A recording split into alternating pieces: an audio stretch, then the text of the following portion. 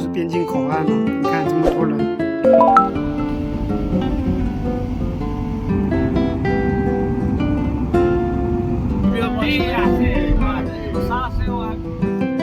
Hello. Okay. Okay.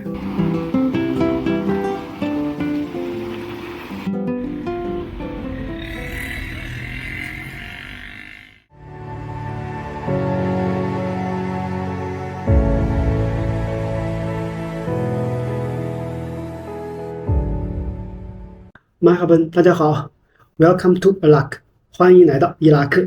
伊拉克的全称叫做伊拉克共和国，位于亚洲的西南部和阿拉伯半岛的东北部。石油产业是伊拉克的支柱产业。目前探明的石油储量呢，在世界上排名第5位。但是因为20年前被美国入侵，再加上后来的伊斯兰国 ISIS， 所以现在的伊拉克是一个百废待兴的国家。从伊朗来到伊拉克你会发现这2个国家有很明显的不同，不论是语言还是文化，都有很明显的差异。而我对伊拉克感兴趣的呢，还是因为它的历史，因为美索不达米亚平原上的苏美尔文明，它是人类文明摇篮史上最早的一个文明，所以我对这个国家非常感兴趣。我伊拉克之行的第一站呢是巴士拉，我计划在伊拉克停留1个月左右，然后探访10座城市。第一期视频呢，和大家分享2023年在伊拉克旅游你应该了解的一些信息。如果你也打算来伊拉克旅游的话，那么这期视频一定会对你有帮助的。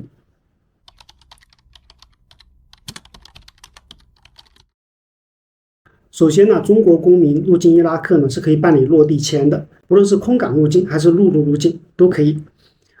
签证费用呢是$75，有效期是2个月。另外还有3000蒂纳尔的税费，大概相当于$2左右。也就是说，整个办理这个落地签需要$77。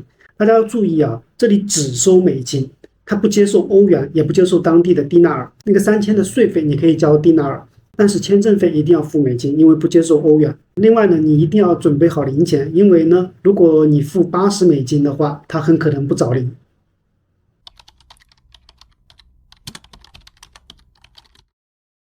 现在入境伊拉克已经不需要疫苗接种证明了，也不需要核酸 PCR， 不论你是空港入境还是陆路入境都不需要。另外呢，酒店预订单、回程机票以及现金等要求都没有，白本护照也可以直接落地签。以陆路入境为例，到了口岸呢，你就跟着人群走，然后会有工作人员带你去见那个签证官，办理好落地签之后，还会有一次证件审核，审核完了就可以放行了。整个过程还是非常简单的，只是在审核证件的时候可能会需要一点时间，其他的都 OK。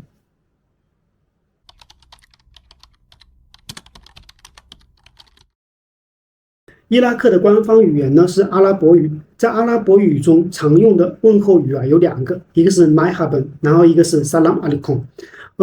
这个 Marhaban 呢是所有人都可以用的，然后这个 Salam Alaikum 呢一般是穆斯林才用，所以如果你不是穆斯林的话，那就一般用 Marhaban 就可以了。当然了，如果你想用 Salam Alaikum 也是无所谓的，没人会说你。至于当地的英语普及率个人感觉和伊朗差不多。大部分商家都能说几句英语，有的商家的英语还不错。另外，波斯语当中有一些常用的词汇在这边也是通用的，尤其是在巴士拉这边，因为是边境城市嘛，所以伊朗文化对这里还是有影响的。像比如说中国亲，还有那个你好 salam， 在这边当地人都能听懂。所以别人如果问你是来自哪里，你可以用波斯语的中国亲，你也可以用阿拉伯语 asin， 这2个都是 OK 的。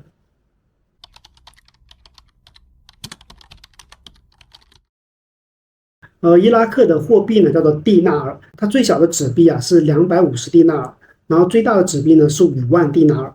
1万蒂纳尔大概约等于50元人民币左右。这张图上面呢是伊拉克主要货币的照片，你们可以参考一下。然后呢，国外的银行卡在伊拉克是没有限制的，可以正常使用。但是呢，你在当地购物的时候基本上只能付现金。即使在大型的商场，也很少有支持刷卡的店家，因为这些店家都没有 POS 机。这可能是因为当地银行的取现手续费太贵了，即使是伊拉克本地的银行卡也是有手续费的，所以当地人呢都不太习惯刷卡消费。而我们外国的银行卡呢，在伊拉克取现呢，一般只能取伊拉克的蒂纳尔，不能取美金，而且取现的手续费非常贵，是1万蒂纳尔。大概是50元人民币左右。如果你想取美金的话，我目前知道的只有一家银行，叫做巴格达银行，它是支持取美金的。但是呢，它每次最多只能取$200，手续费是$3一次。所以啊，如果你要取$400的话，那就得取2次，并且支付2次的手续费，也就是$6。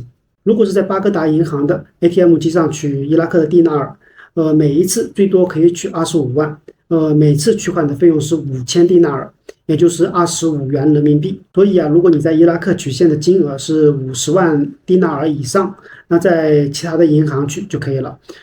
如果是在25万蒂纳尔以下，那么在巴格达银行取比较合适，因为手续费只要5000，其他的银行不管你取多少都是1万。另外啊，Visa 卡和万事达卡在这里是没有任何问题的。至于银联卡呢，我并没有看到有银联卡标识的那种 ATM 机，但是我看银联的官方网站上讲，在伊拉克有支持银联的银行。如果你们需要用银联卡取现的话，你们最好咨询一下银联的官网。最后还有一点要提醒大家，就是你在伊拉克取现呢，如果你取当地的蒂纳尔，它的汇率啊是按官方的中间价，并不是按市场的中间价。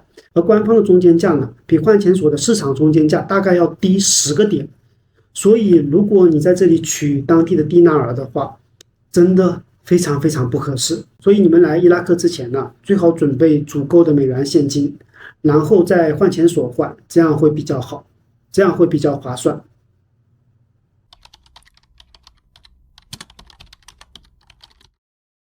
我是陆路入境伊拉克的，从伊朗的阿巴丹口岸陆路入境。我是前一天从色拉子坐大巴，然后第2天早上6点钟左右到达阿巴丹，然后从阿巴丹的那个汽车站打车去了口岸，打车的费用是100万里亚尔，人民币大概是14块钱左右。如果你们用 Snap 的话，应该会更便宜。到了阿巴丹口岸，然后就步行到伊拉克这边。入境伊拉克之后呢，你需要拼车才能去巴士拉的市区，因为从这个口岸到市区还是有一段距离的。拼车的话是这种7座的商务车，每个人的费用是5000蒂纳尔，但是我们外国人可能会报价高一点，你得跟他砍价。如果你没有当地的蒂纳尔，那你就得付美金，美金的话大概是$5。然后呢，如果你包车也是可以的，包车的话呢，是$20，这个也需要砍价。所以如果你4个人的话，包车是比较合适的。到达巴士拉也就30分钟左右。巴士拉的市区呢是没有公交车的，所以你不管去任何地方，你都得打车。但是啊，和伊朗相比，伊拉克打车啊真的非常非常贵。虽然它也有打车软件的，但是打车软件没有价格优势，而且你需要请当地人接电话。除非你自己会阿拉伯语，否则的话很麻烦。所以我建议大家直接招手拦车，然后询问价格。如果觉得贵了就可以还价。关于这个价格呢，你们可以参考一下打车软件，一般还价比这个打车软件低一点，基本上就可以了。比如打车软件上面是6000蒂纳尔，那么你还价的时候还到5000就差不多了，这就是比较正常的价格。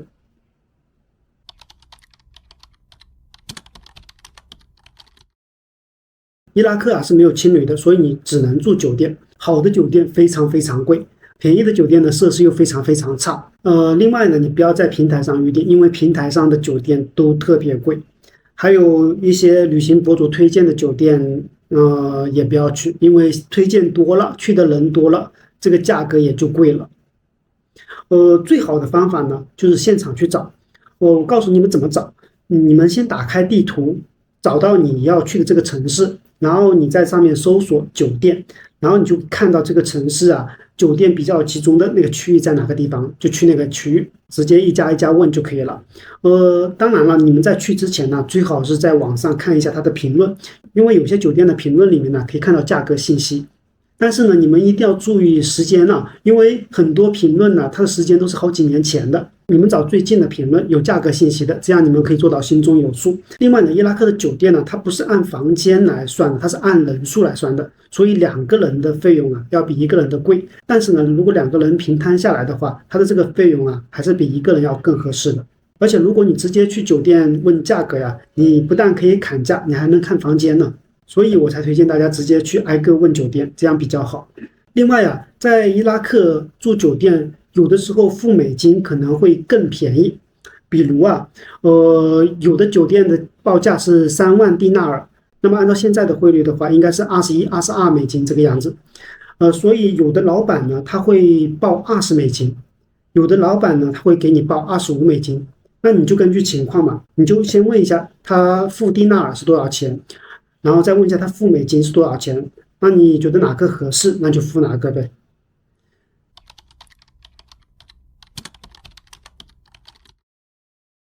伊拉克整体的消费水平呢和伊朗差不多，可能会稍微高一点点。但是呢，因为伊拉克没有青旅，所以在伊拉克旅游啊，住宿的费用远远高于伊朗。在伊拉克住1天的费用，你在伊朗可以住5天。另外呢，在伊拉克打车的费用也远远高于伊朗。而且打车软件呢，并不是全国通用的，它只是在部分城市才可以适用。你在其他城市可能就要换其他的打车软件，所以这一点还是很不方便的。而且打车软件呢，完全没有价格优势。不像伊朗用打车软件真的非常非常便宜，所以伊拉克这边打车软件上面的价格你只能作为参考。另外，在伊拉克吃饭或者购物的价格可能会比伊朗稍微高一点点，这可能是因为伊拉克最小的纸币是250迪纳尔，所以它很多商品的价格啊都是250的倍数，这样就造成了很多商品的价格有点虚高。还有呢，就是伊拉克自产的水果并不多，所以它很多水果啊都是从其他国家进口过来的，所以伊拉克的水果明显比伊朗要贵很多。虽然整体上伊拉克的消费水平呢和伊朗差不多，但是旅行成本却远远高于伊朗，所以你们要来伊拉克的话，要有一个心理准备。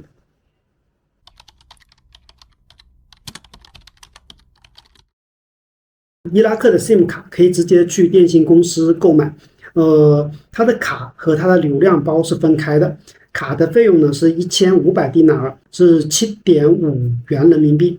10个G 的流量套餐呢是15000迪纳尔，人民币呢是75元。这个套餐的时间呢是30天，然后30天之后呢，你可以延长15天，需要发送一个4位数字的号码的短信。你购买 SIM 卡的时候有一个包装盒，这个号码呢就在这个包装盒里面，你们可以仔细看一下。到了30天之后呢，你们可以把这个4位数的号码发送到2024，然后就可以延长15天了。但是这里要提醒一下大家啊，你们在把这个 SIM 卡插入手机之前呢，一定要把这个流量给关掉。关掉这个流量之后呢，让工作人员给你操作，操作完了你再打开流量。如果你插入这个卡的时候没有把流量关掉，那么最后啊，你只能以15000迪纳尔的费用购买5个G 的流量。不要问我是怎么知道的。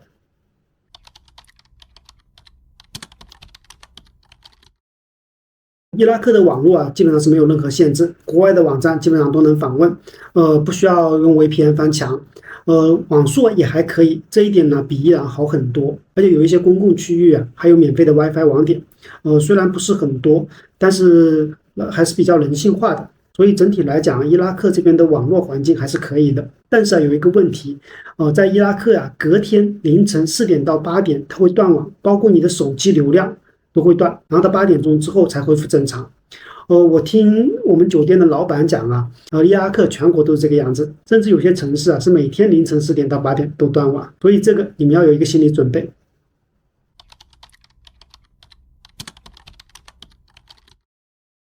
伊拉克给我的感觉啊，真的和伊朗差别很大。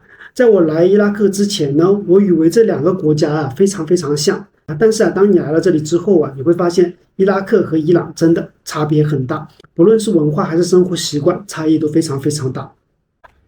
伊拉克人呢，整体上来讲比伊朗人呢显得要热情一些。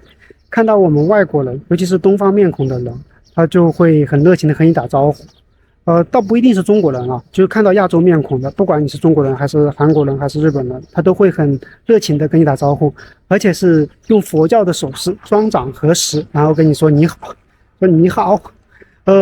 但是很搞笑的是，他说完你好以后，就问你是中国人还是日本人，我也很无语，你都说你好了，你还问我是中国人还是日本人？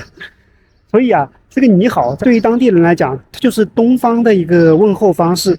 不管你是日本人还是韩国人还是中国人，他都用你好，然后才会问你是哪国人，所以这个也是挺有意思的。我觉得如果假如我是日本人或者是韩国人，被他这样问了以后，我也会觉得很郁闷的。